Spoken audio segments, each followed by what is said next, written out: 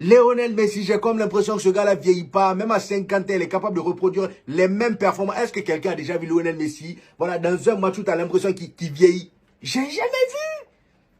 Je l'ai jamais vu dans le mal. Lui, Suarez, on l'a vu. Voilà, côté genou, là, c'est plus trop ça. Même avec l'Inter Miami, quand tu le vois courir, tu sens qu'il vieillit. Cristiano Ronaldo, à l'entraînement, quand tu le vois courir, on sent que c'est plus pareil. Même avec le Portugal, regardez leur dernier match face au Congo. Tout le monde lui est tombé dessus, même si pour moi, c'est pas vraiment de sa faute. Mais tout le monde lui tombe dessus parce que dans le match, voilà, il a plus ce truc où il peut faire la différence à tout moment.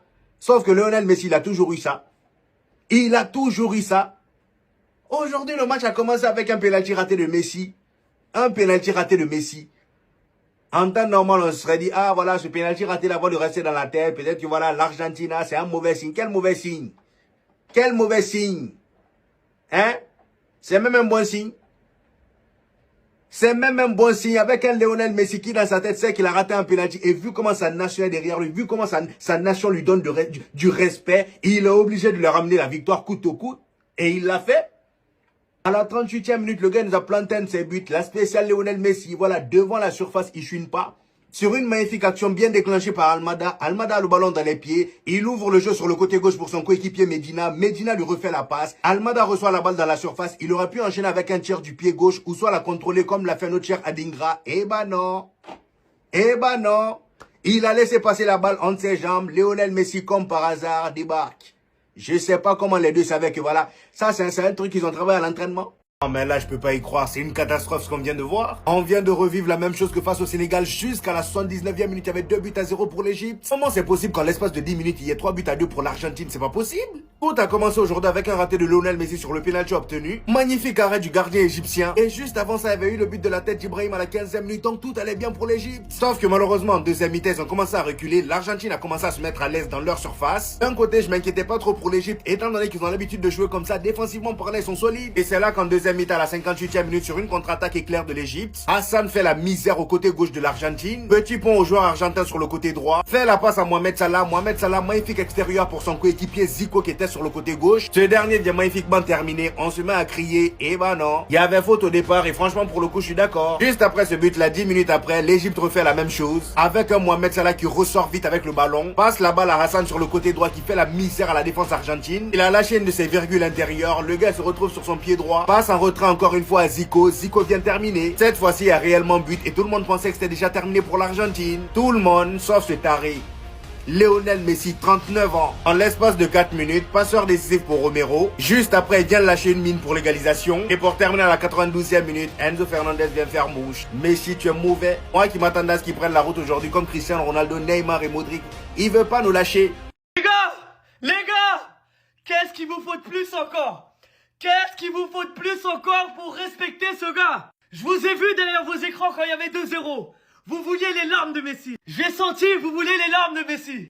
Voici les larmes de Messi. Quand Messi il pleure, c'est pas parce qu'il perd. Quand Messi il pleure, c'est parce qu'il retourne des situations. Quand Messi il pleure, c'est pas pour de la tristesse. Quand Messi il pleure, c'est parce qu'il donne des émotions footballistiques. Les gars, j'ai jamais vu ça. C'est trop, c'est trop. Est-ce que vous vous rendez compte du joueur qu'il est? Est-ce que vous en rendez compte, putain? Il y avait 2-0 à la 78e. Je vous jure, moi-même, j'y croyais plus. Je me suis dit, l'Égypte, c'est trop solide. Ils aiment ce genre de jeu, à défendre, mettre des têtes sur des centres. C'est leur style de jeu. C'est fini pour l'Argentine. Mais en fait, je suis archi bête. Il y a Léo Messi en face. Comment ça peut être mort? Messi est immortel quand il est sur un terrain de foot. Il peut faire ce qu'il veut quand il veut. Même quand il est fatigué. Même quand c'est dur. Même quand tout le monde croit que c'est mort. Messi, il montre que c'est pas mort. Les gars, c'est le plus grand joueur de tous les temps. Incontestablement. Je vais vous le répéter combien de fois? Il faut qu'il fasse quoi pour que vous le compreniez? Qu'est-ce qu'il doit faire? Dites-moi. Dites-lui. Il va le faire. Alors oui, son match, il n'était pas parfait. Il a raté son penalty. D'ailleurs, il allait être fautif. Si l'Égypte gagnait et l'Argentine perdait, on allait lui tomber dessus. Mais là, à partir du moment où il y a une passe décisive déjà à Romero, il met une passe décisive à Romero pour le 2-1. Et pour le 2-2, il vient, il te met une frappe, barre transversale rentrante, 2-2.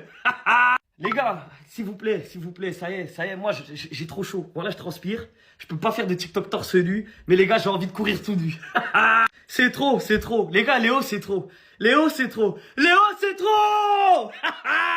Et si Vinicius finalement quitté le Real Madrid. Regardez les amis, le quotidien AS nous en a parlé il y a quelques jours et du coup le quotidien catalan Mundo Deportivo reprend l'idée en disant eh bien écoutez, si Vini part, les émoluments là, la somme, et pourquoi pas aller chercher Erling Haaland. Je vous rappelle que Vinicius veut les mêmes émoluments, le même salaire que Kylian Mbappé, que Florentino Pérez pour l'instant dit non, qu'il reste 1 an de contrat, il sera libre à partir du mois de janvier pour négocier. Je vous rappelle que Erling Haaland est l'ancien de Mino Raiola avec Rafaela Pimenta qui était du team Raiola, toujours son agent. Je vous rappelle que Erling Haaland était sur les tablettes du Real Madrid il y a encore peu, tout comme son coéquipier l'international espagnol Rodri, le capitaine de l'Espagne, mais pourtant aujourd'hui, José Mourinho, Cucurella, Bernardo Silva, Konaté, Dumfries, est-ce que le Real irait sur Erling Haaland pour le faire venir? Vous savez que Pep Guardiola est parti. Il y a un changement d'air. Est-ce que cela peut amener une réflexion auprès de Erling Haaland? L'autre information Real Madrid forte, elle est ici.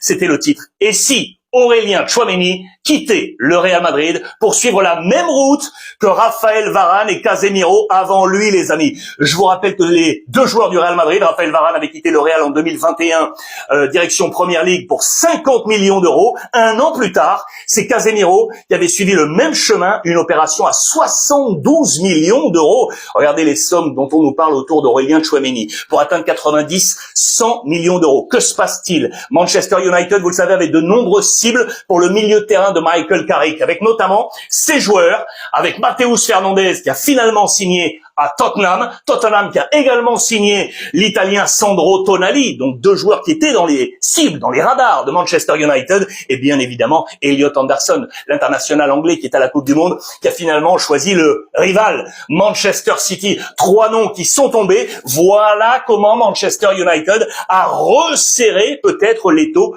autour d'Aurélien Tchouaméni. Que va-t-il se passer selon vous? Est-ce que le Real est prêt à se délester du talent d'Aurélien Tchouaméni pour rejoindre Manchester United et amener du pécule pour peut-être aller chercher là aussi Erling Haaland? J'attends vos commentaires. Ce qui est sûr, c'est que José Mourinho est en pleine préparation, bien évidemment. Il va pouvoir jouir de plus de temps pour la préparation. La Liga va démarrer. Le Real Madrid a eu l'option de démarrer une semaine après son championnat. Il va donc avoir plus de temps, notamment pour récupérer les mondialistes avec Kylian Mbappé ou encore Brahim Diaz qui vont s'affronter tous les deux en quart de finale. Les blessés, eux, qui ne pourront pas démarrer, Ferland Mendy, bien évidemment, Militao et Rodrigo. Après cette année noire de Rodrigo, il faut absolument qu'il se relance pour être dans les plans de José Mourinho. Et donc, je vous le rappelle, 9 joueurs vont pouvoir démarrer dès le début de la pré-saison. Les autres, les mondialistes et autres, eh bien, vont devoir revenir petit à petit, mais au total, 40 jours de préparation pour José Mourinho. Je vous rappelle que la saison passée, Xabi Alonso en avait eu que 15.